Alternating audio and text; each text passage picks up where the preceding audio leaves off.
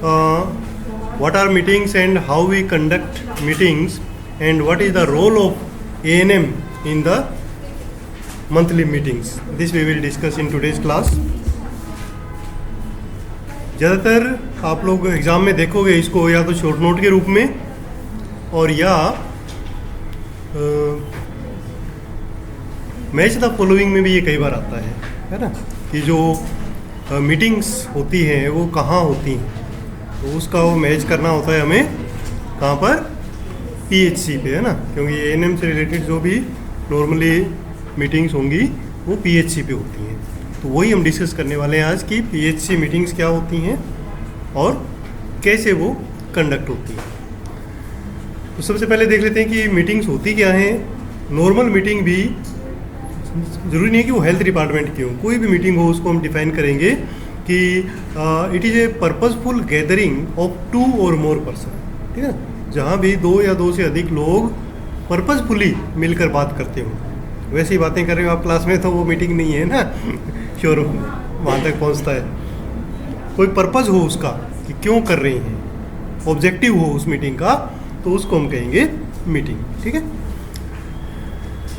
Occurring in person और virtually, ये दोनों तरीके की हो सकती है।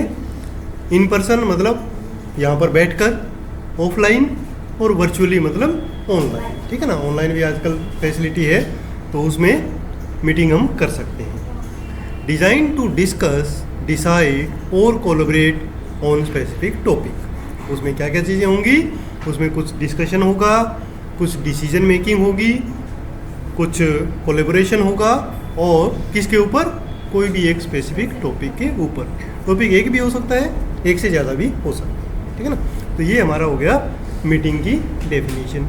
अब हम आ जाते हैं हमारी जो हेल्थ डिपार्टमेंट की मीटिंग है फील्ड लेवल पर, वो कौन सी है, PHC मीटिंग है ना, और उसको हम मंथली मीटिंग भी कहते हैं। तो ये monthly meeting is conducted at PHC to discuss health issues, share information and take decisions regarding health of the community. तो जितने भी हमारे सब सेंटर्स हैं उस PHC के अंडर में, उन सभी की एक प्रकार से रिव्यू मीटिंग होती है कि पूरे महीने में क्या क्या किया, क्या क्या आगे करना है, क्या प्लानिंग हो सकती है, प्लस कोई नया प्रोग्राम कोई आ रहा है तो उसकी इन्फॉर्मेशन देने के लिए भी ये मंथली मीटिंग PHC पे रखी जाती है, ठीक है।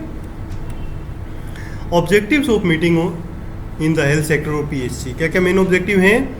जैसे अभी मैंने आपको बताया कि to review the health program, कि जो प्रोग्राम इस महीने में आपने अपने एरिया में इम्प्लीमेंट किए हैं उनकी क्या प्रोग्रेस है ना, कि इसके कितने वैक्सीनेशन हुआ, कि वहाँ पर कितनी डिलीवरीज हुई, ठीक है ना, कितने फैमिली प्लानिंग के कैंप्स लगे या ऑपरेशंस हुए, है ना, वो सारी रिव्यू किया जाता है। इसके अलावा यदि कोई नया प्रोग्राम या इनिशिएटिव ला रही है गवर्नमेंट तो उसके लिए इंफॉर्मेशन देंगे। Next to plan upcoming activities, अब ये जो नई इनिशिएटिव हुए हैं उसको प्लान कैसे करना है, कैसे कम्युनिटी में आप इम्प्लीमेंट करेंगे, उसकी प्लानिंग करना वो भी उस मीटिंग में होगा। इसके अलावा to solve field level problems, अब जैसे जब फील्ड में काम करते हैं तो एक्चुअल कुछ प्रॉब्लम्स फेस करता है स्टाफ, तो वो भी डिस्कस वहाँ किया जाता है कि क्या क्या प्रॉब्लम फेस हुई और उसका क्या सॉल्यूशन हो सकता है, ठीक है। इसके अलावा to improve quality of health services, ठीक है ना, कैसे हम क्वालिटी को इम्प्रूव कर सकते हैं। आप लोगों को आइडिया होगा कि 2013 के बाद क्वालिटी एश्योरेंस पे भी गवर्नमेंट काफ़ी ध्यान दे रही है। एक प्रोग्राम चलाया गया है एनक्वास जिसको बोलते हैं, कि क्वालिटी एश्योरेंस सिस्टम होना चाहिए हर लेवल पे। विलेज लेवल पर जो हम सर्विसेज दे रहे हैं वहाँ से sub centre, PHC, CHC, even big hospitals पर भी क्वालिटी एश्योरेंस पे काफ़ी जोर दिया गया है कि जो भी हम सर्विस दे रहे हैं वो क्वालिटी वाली होनी चाहिए, है ना। तो उसके लिए भी हम इसमें प्रयास करते हैं। और finally to ensure community participation, ये तो हर जगह कम्युनिटी सर्विस में है ही, उसके लिए भी हम मीटिंग में डिस्कस करते हैं। अब आता है कि टाइप ऑफ मीटिंग। अब जितनी भी मीटिंग्स हम करते हैं उसका डिपेंड करता है टाइप ऑब्जेक्टिव पर, कि क्या ऑब्जेक्टिव है, उसी के ऊपर टाइप होता है। जैसे नॉर्मल स्टाफ मीटिंग भी हो सकती है, ठीक है ना, कि स्टाफ को डिस्कशन के लिए बुला लिया और एक दूसरे से इंट्रोडक्शन हो गया बातचीत कर ली तो उसके लिए बुला सकते हैं, तो नॉर्मल एक स्टाफ मीटिंग हो जाएगी। ठीक है, ये जो स्टाफ मीटिंग है ये ज़्यादातर सिर्फ पीएचसी की ही होती है। ठीक है ना, सब सेंटर से ऐसे बुला के स्टाफ मीटिंग नहीं करते हैं ना। एक इंस्टीट्यूट की वहीं पर ये नॉर्मल मीटिंग हो रही है, चाय पे चर्चा टाइप तो उसको हम स्टाफ मीटिंग कहेंगे, है ना। मंथली रिव्यू मीटिंग, ये जो मैंने अभी आपको बताई जो पीएचसी की जिसमें सारे सब सेंटर के स्टाफ शामिल होंगे, वो मंथली रिव्यू मीटिंग हो जाएगी। इसके अलावा village health sanitation and nutrition committee की मीटिंग भी हो सकती है। तो ये जो मंथली मीटिंग है उसमें हम इनको नॉर्मली नहीं बुलाते हैं, बट कभी कभी स्पेशल मीटिंग रख देते हैं जिसमें सारे जो विलेज हमारे पीएचसी के अंडर में होंगे उनकी सैनिटेशन और न्यूट्रिशन कमेटी बनी होती है, जिसमें पंचायत के लोग भी होते हैं, कुछ स्कूल टीचर्स भी होते हैं, इन्फ्लुएंशियल पीपल होते हैं, उनको भी हम बुला के मीटिंग कर सकते हैं। इवन ये मीटिंग सब सेंटर पर भी की जा सकती है कि उस गांव के लोगों को वहाँ बुला लें। ठीक है ना, सबको पीएचसी तक आने की ज़रूरत नहीं है। तो ये हो जाएगी हमारी ये एक मीटिंग हो सकती है इम्यूनाइजेशन रिव्यू मीटिंग। ठीक है ना, जिसमें सिर्फ इम्यूनाइजेशन को रिव्यू करने के लिए एक मीटिंग रख सकते हैं, है ना। ये भी कई बार होती है क्योंकि हमें इम्यूनाइजेशन 100% कवरेज बढ़ाना होता है ना, इसके लिए करते हैं। कभी कभी मीटिंग ट्रेनिंग और ओरिएंटेशन के लिए भी हो जाती है। ठीक है ना, कि जैसे कोई नया कोई वैक्सीन इंट्रोड्यूस हुआ, उसकी स्पेशल ट्रेनिंग देने के लिए स्टाफ को बुला दिया, है ना, वो भी एक प्रकार की मीटिंग हो सकती है, बट उसमें ऑब्जेक्टिव रहेगा ट्रेनिंग और उस प्रोग्राम का ओरिएंटेशन मीटिंग। ठीक है ना, तो इतने टाइप की हमारी मीटिंग्स हो सकती है जो पीएचसी पे होती है। पार्टिसिपेंट्स इन पीएचसी मीटिंग में कौन कौन शामिल होंगे?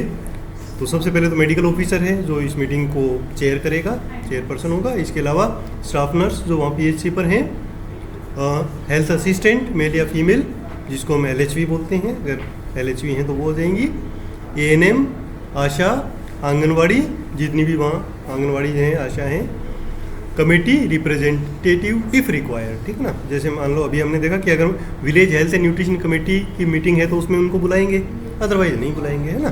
तो इफ़ रिक्वायर्ड है ना, आंगनवाड़ी वर्कर को भी इफ़ रिक्वायर्ड ही शामिल करते हैं। बाकी आशा तक सारा स्टाफ हर पीएचसी में नॉर्मली मीटिंग में आता है। ठीक है, अब आता है कि प्रिपरेशन ऑफ पीएचसी मीटिंग। अगर आपको कह दिया जाए कि हमारी पीएचसी पे मीटिंग होने वाली है तो क्या क्या तैयारियां उसके लिए की जाएंगी। ठीक है ना, तो ये अलग से एक क्वेश्चन आ सकता है। तो सबसे पहले तो अगर कोई भी मीटिंग करनी हो किसी भी टाइप की तो उसके लिए एजेंडा शेयर किया जाएगा सारे स्टेक होल्डर्स के साथ, मतलब जो भी उस मीटिंग में आने वाला है उनको एडवांस में बताया जाएगा एजेंडा। ठीक है, एजेंडा का क्या मतलब होता है कि टॉपिक, किस टॉपिक पे डिस्कशन किया जाएगा वो सबको बताएंगे, और उससे फ़ायदा क्या होता है कि उससे संबंधित तैयारी वो बंदा करके आएगा मीटिंग में, नहीं तो वहाँ मीटिंग में आके करे अरे मैं तो वो चीज़ लाया ही नहीं। ठीक है ना, तो एजेंडा पहले शेयर करना होता है। All concern should be informed about date time of the meeting. ठीक है ना, जब एजेंडा शेयर करेंगे उसी समय उनको डेट और टाइम का बता देंगे कि इस डेट को मीटिंग है।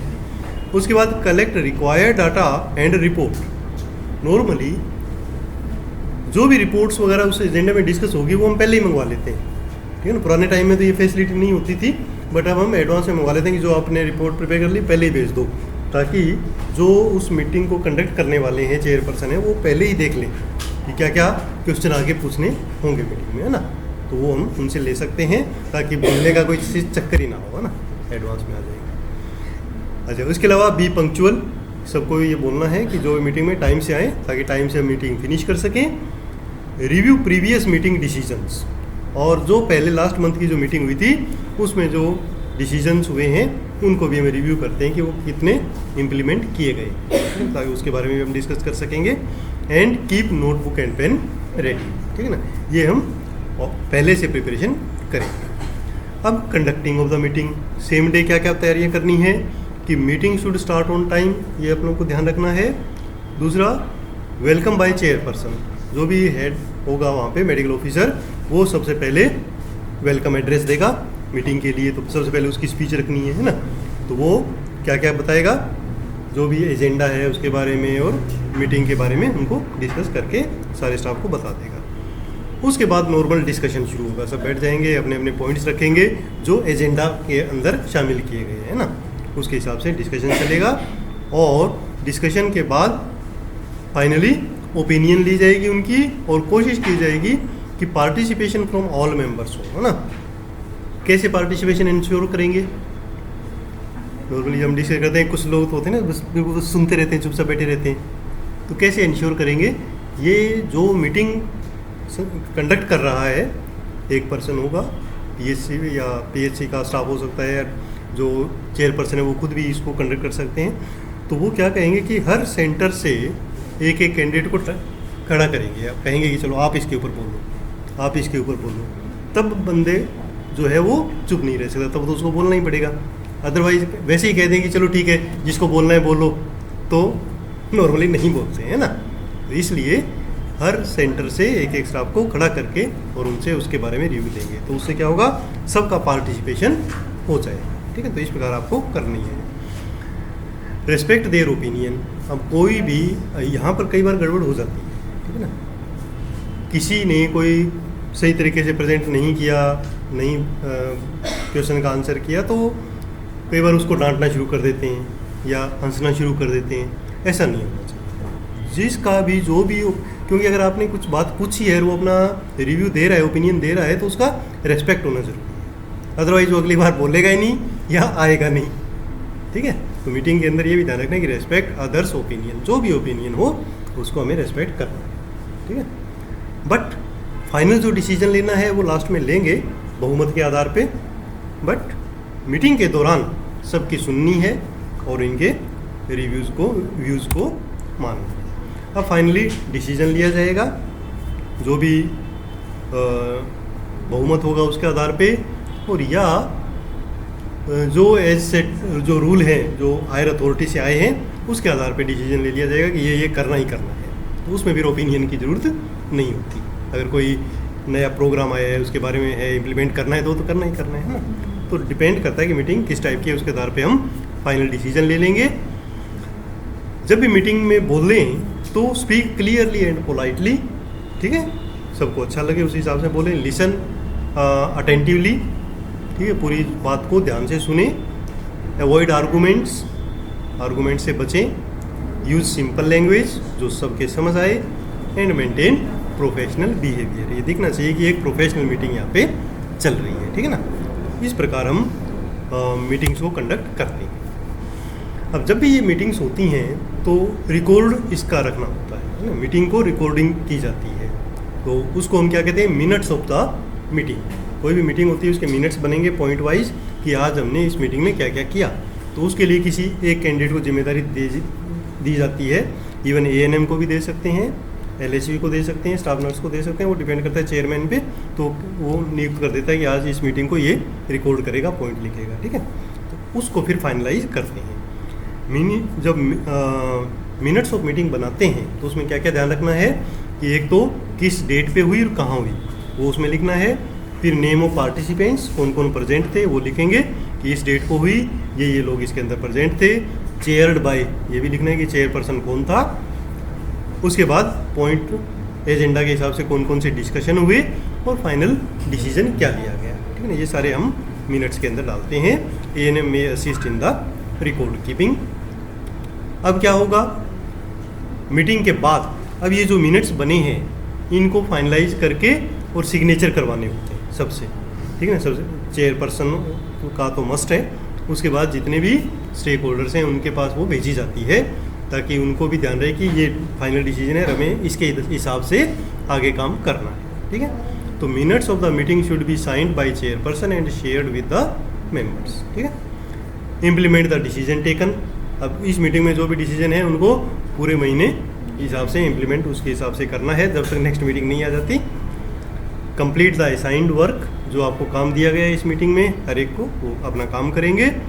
Report progress in the next meeting. ठीक है ना, जो भी प्रोग्रेस होगी वो अगले महीने की मीटिंग में शो करेंगे। And maintain records proper. ठीक है, तो ये सिंपल सिस्टम हो गया हमारा मीटिंग कंडक्ट करने का। अब ANM इस मीटिंग में क्या क्या रोल निभाएगी, जैसे एक अलग से क्वेश्चन आ जाएगी what are the role in monthly meeting of ANM और नर्स। तो उसमें हम लिखेंगे कि फ़ायदा क्या है उसके लिए, कि जो भी ये मीटिंग्स होती हैं इसका अल्टीमेटली बेनिफिट आम पब्लिक को मिले, वही हमारा मेन ऑब्जेक्टिव होता है ना। तो क्या बेनिफिट है कि improve work planning, the community health care. ठीक है ना। कम्युनिटी में केयर के लिए प्लानिंग जो है वो इससे अच्छी होती है, क्योंकि एक तो आप प्लानिंग अपने सब सेंटर पे बैठ के कर रहे हो, एक ही दिमाग काम कर रहा है, और एक पीएचसी पे हो जहाँ 4 सब सेंटर के लोग हैं और सीनियर ऑफिसर्स भी हैं, तो अच्छी प्लानिंग हो पाएगी। जितने ज़्यादा लोग होंगे वो डिस्कशन करके बढ़िया अपने अपने एक्सपीरियंस के बेस पे प्लानिंग करेंगे, है ना, तो अच्छी प्लानिंग होगी। दूसरा, enhance coordination with the health team, पूरी टीम के साथ कोऑर्डिनेशन होगा। अगर कभी बात ही नहीं करेंगे और ज़रूरत पड़ेगी फ़ोन किया तो पहचानेगा ही नहीं कोई, है ना, तो इसलिए मीटिंग्स ज़रूरी है। चाहे कोई काम प्रोग्रेस हुई हो नहीं हो, बट ये कंपलसरी गवर्नमेंट ने कर दिया है कि मंथली मीटिंग तो करनी है, तो उससे कोऑर्डिनेशन बढ़ता है। बिल्ड लीडरशिप स्किल्स, ठीक है ना, लीडरशिप क्वालिटी बढ़ती है। कैसे कि जब आपको वहाँ बोलने का मौका मिलता है, आप पूरे अपने विलेज को रिप्रेजेंट कर रहे हो वहाँ पर सब सेंटर को, तो वो एक लीडरशिप क्वालिटी ऑटोमेटिकली डेवलप होती है। इसके अलावा help in problem solving skill बढ़ते हैं। कोई प्रॉब्लम होती है उसको सॉल्व कैसे करते हैं। ज़्यादातर जब मीटिंग होती है ना तो ऐसे ही पूछते हैं कि आपके एरिया की प्रॉब्लम, ठीक है, अब आप बताओ उसका पॉसिबल सॉल्यूशन, पहले उसी से ही पूछते हैं ना, फिर सब डिस्कस करते हैं। Improve quality of the community health care, ठीक है ना, तो ये फ़ायदा है एक ANM के लिए मंथली मीटिंग का। तो छोटा सा टॉपिक था, इसके नोट्स बना लेना, मैं आपको सेंड कर दूंगा।